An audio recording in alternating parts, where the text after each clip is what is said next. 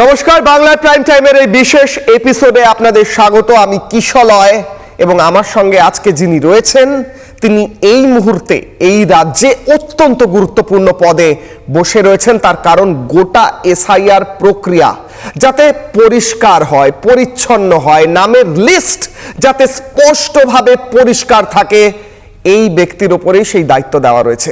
এই মুহূর্তে আমার সঙ্গে রয়েছেন সুব্রত গুপ্ত। সুব্রত বাবু, রিপাবলিক বাংলায় আপনাকে স্বাগত। এই মুহূর্তে রাজ্যবাসী জানতে চাইছে এসআইআর এই প্রক্রিয়া কোন পর্যায়ে রয়েছে, এই মুহূর্তে কি আপডেট এবং এরপর কি হতে চলেছে। সুব্রত বাবু, এসআইআর এর শুনানি পর্ব শেষ হয়েছে। গত 14 তারিখ শুনানি সমাপ্ত হয়েছে সারা রাজ্যে, এবং এরপরে যে কাজটা চলছে সেটা হচ্ছে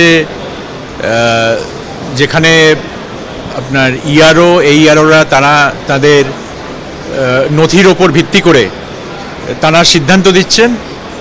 মাইক্রো অবজারভার এবং রোল অবজারভাররা তারা সেই সমস্ত নথি এবং অন্যান্য যে সমস্ত রেকর্ড ওই অ্যাপের মধ্যে আছে সেগুলোর ওপর সেগুলো দেখে তারা জানাচ্ছেন যে সেটা নির্বাচন কমিশনের যে নির্দেশ আছে সেই নির্দেশ মোতাবেক হয়েছে কিনা।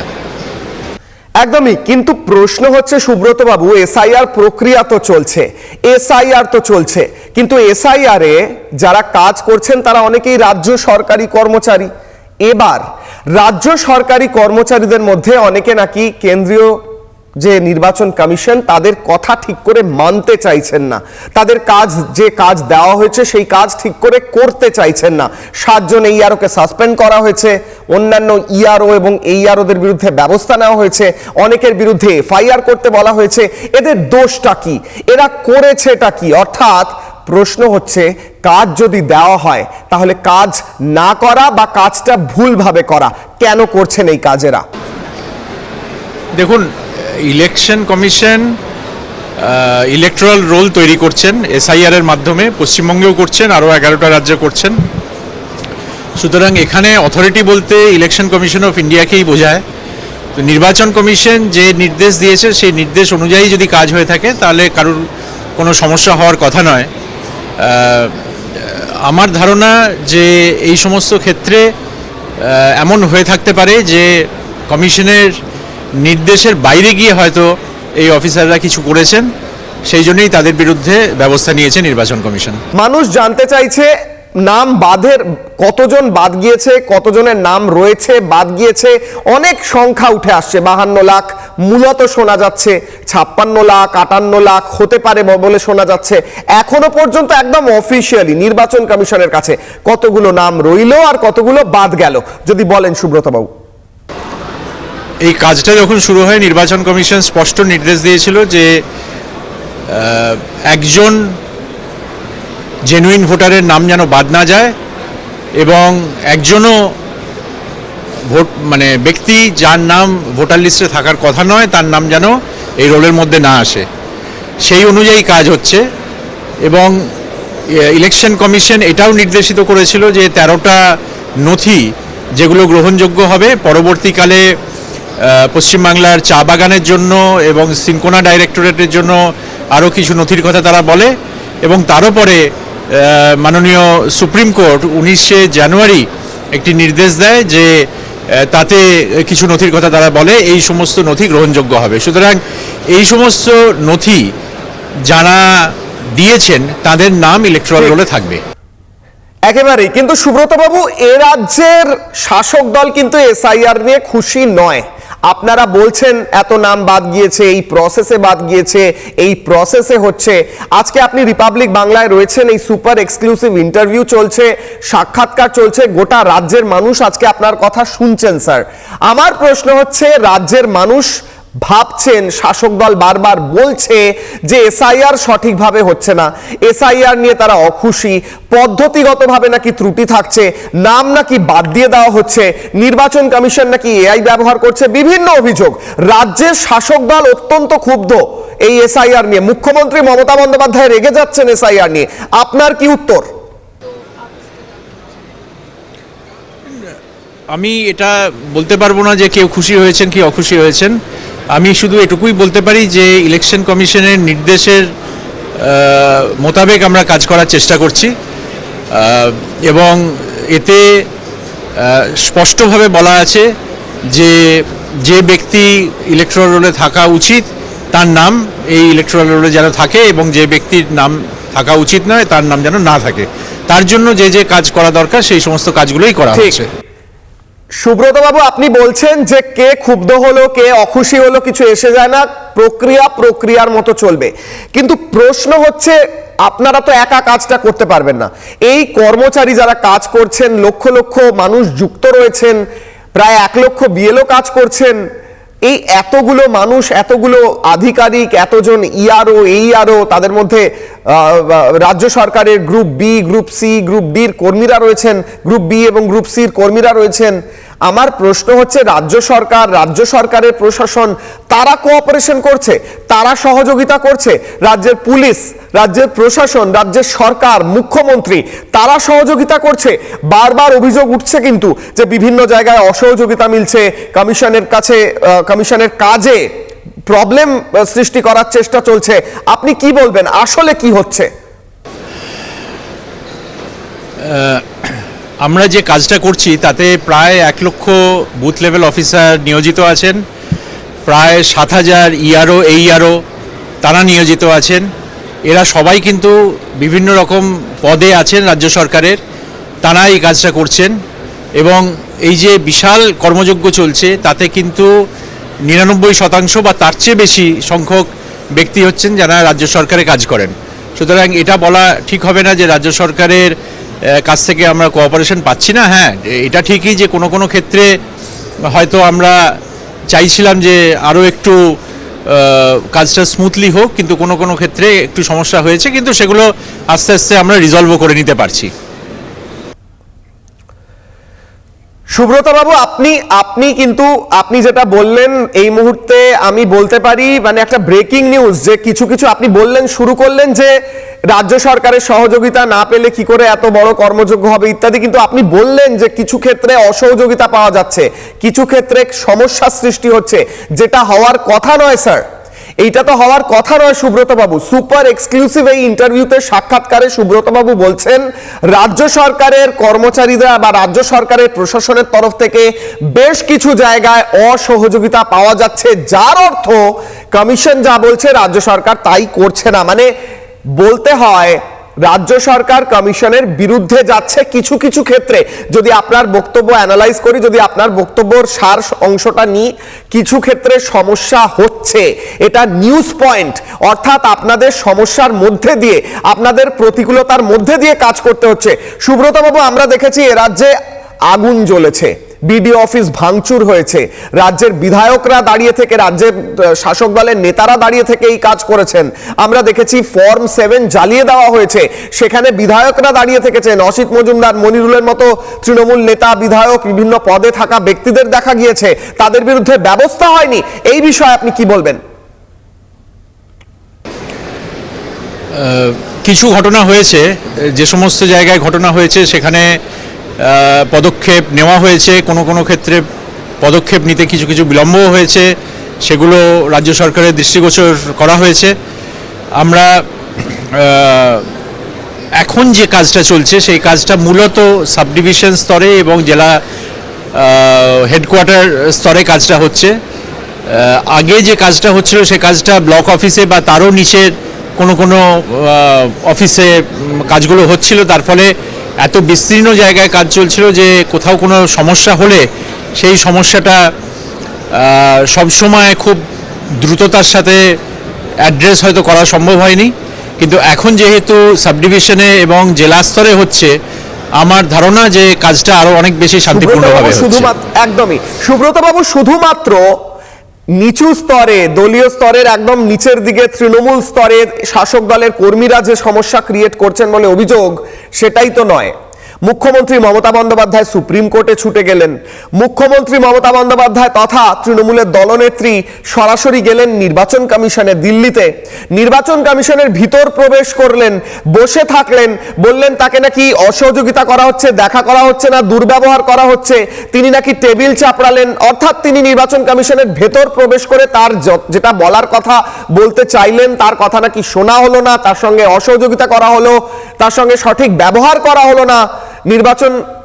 মুখ্য নির্বাচন কমিশনার তিনি নাকি সঠিকভাবে ব্যবহার করলেন না। জ্ঞানেশ কুমারের বিরুদ্ধে মমতা বন্দ্যোপাধ্যায়ের হাজার অভিযোগ রয়েছে, বারবার তিনি বিভিন্ন শব্দ ব্যবহার করেন, মানে তার শব্দে কোট আনকোট তিনি কখনো ভ্যানিশ কুমার বলেন, কখনো অন্যান্য শব্দ ব্যবহার করেন, বলেন যে তিনি নাকি কোনো একটা পক্ষের হয়ে কাজ করছেন।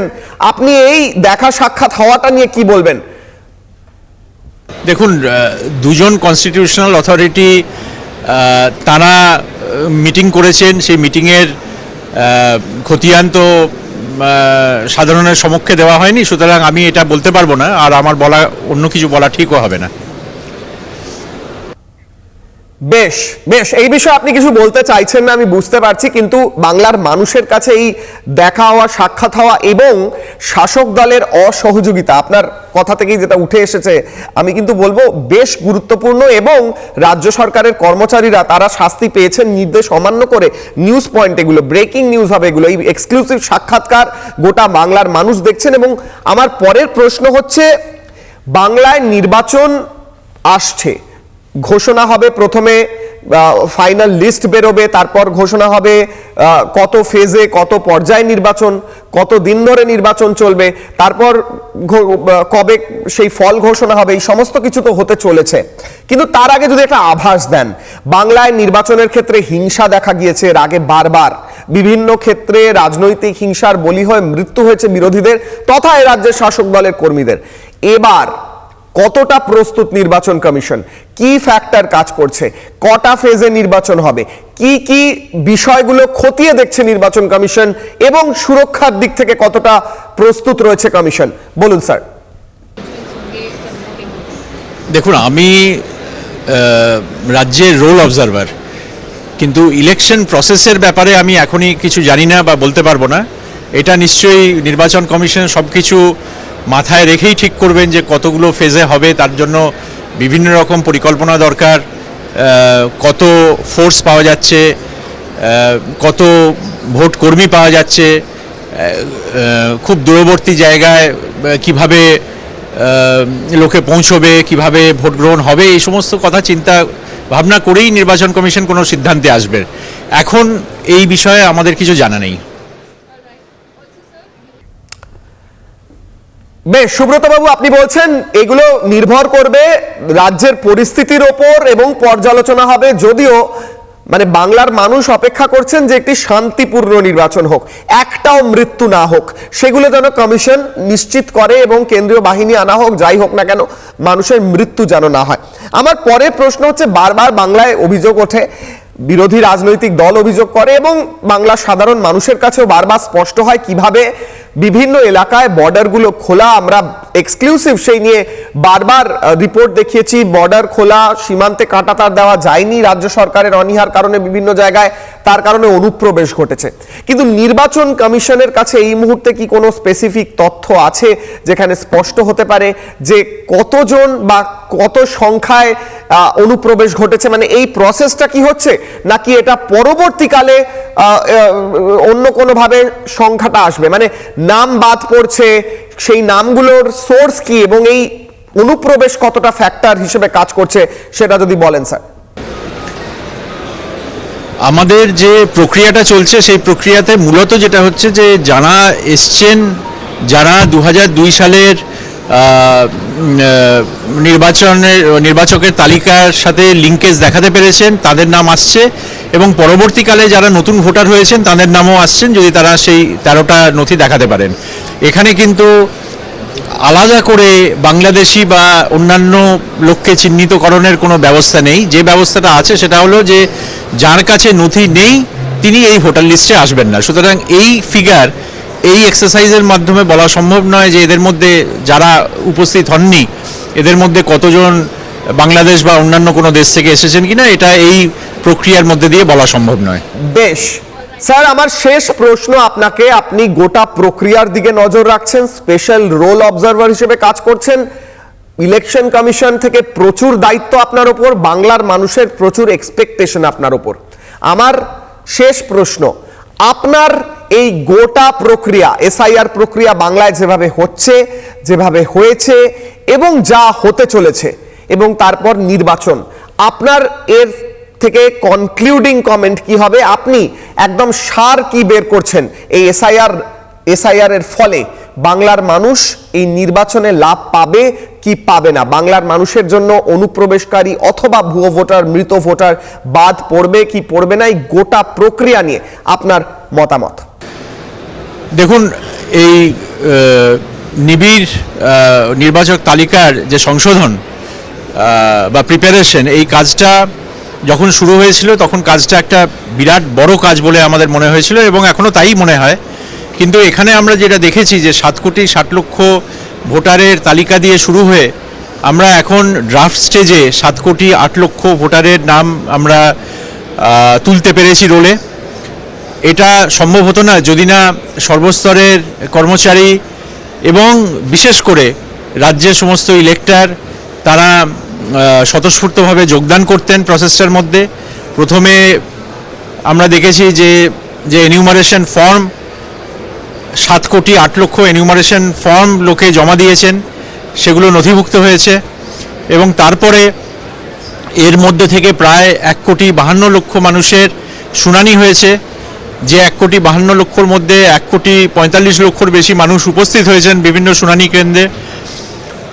প্রায় 1,00,000 বুথ লেভেল অফিসারকে নিয়োগ করা হয়েছে। প্রায় 7,000 আপনার ইআরও এবং এইআরও তারা যোগদান করেছেন শুনানিতে। সুতরাং এটা একটা বিরাট বড় কর্মযজ্ঞ।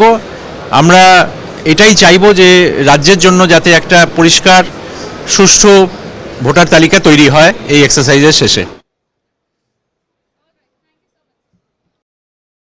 বেশ, অনেক ধন্যবাদ স্যার। আমার সঙ্গে ছিলেন স্পেশাল রোল অবজারভার সুব্রত গুপ্ত।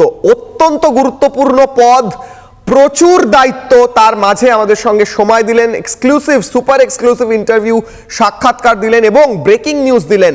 প্রথম কথা তিনি বললেন, যারা শাস্তি পাচ্ছে, যারা সাসপেন্ড হচ্ছে, তাদের নির্দেশ অমান্য করার কারণেই সাসপেন্ড করা হচ্ছে। অর্থাৎ কোথাও থেকে তাদের উপর অন্য জায়গা থেকে কি নির্দেশ আসছে, অন্য জায়গা থেকে চাপ আসছে, প্রশ্ন তুলে রাখলেন। দ্বিতীয় কথা স্পষ্ট জানালেন, কিছু কিছু ক্ষেত্রে রাজ্য সরকারের থেকে সমস্যা পাওয়া যাচ্ছে, অসহযোগিতা পাওয়া যাচ্ছে। অসহযোগিতা কেন করছে রাজ্য সরকার, প্রশ্ন থাকছে। এসআইআর প্রক্রিয়ার দিকে নজর রয়েছে গোটা বাংলার এবং এসআইআর প্রক্রিয়া শেষের পর ফাইনাল লিস্ট বেরোবে, তার দিকেও নজর রয়েছে গোটা বাংলার। অনেক ধন্যবাদ সুব্রত বাবু, এবং এই সাক্ষাৎকার বাংলার মানুষের কাছে অত্যন্ত গুরুত্বপূর্ণ হতে চলেছে। অনেক ধন্যবাদ।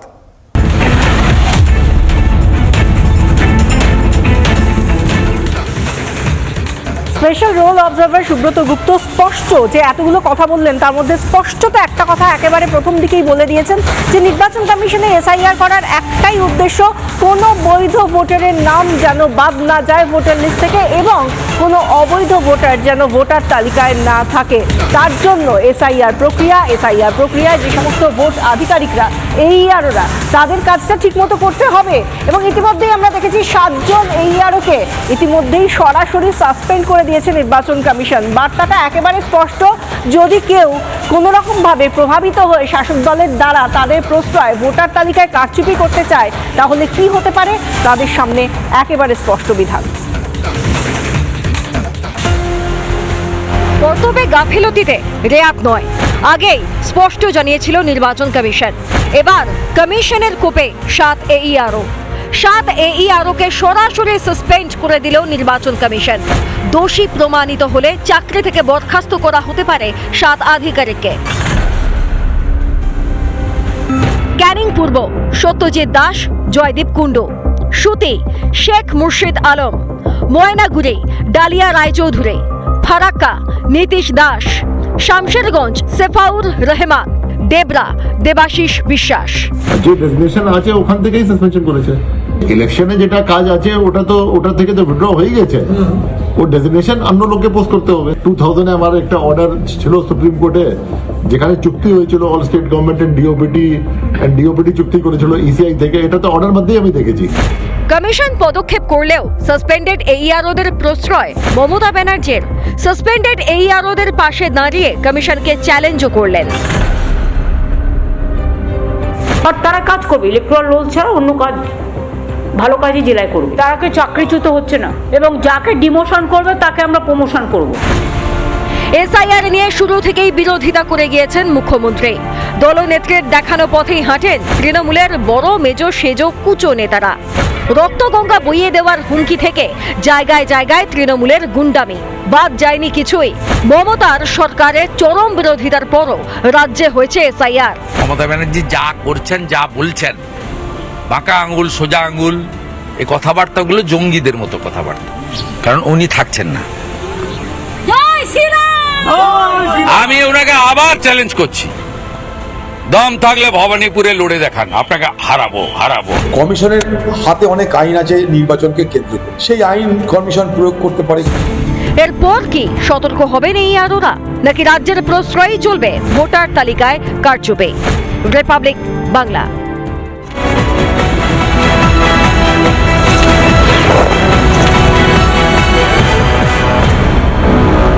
নানা ধরনের কন্টেন্ট দেখার জন্য লাইক করুন, শেয়ার করুন আমাদের ফেসবুক পেজ, সাবস্ক্রাইব করুন আমাদের ইউটিউব চ্যানেল।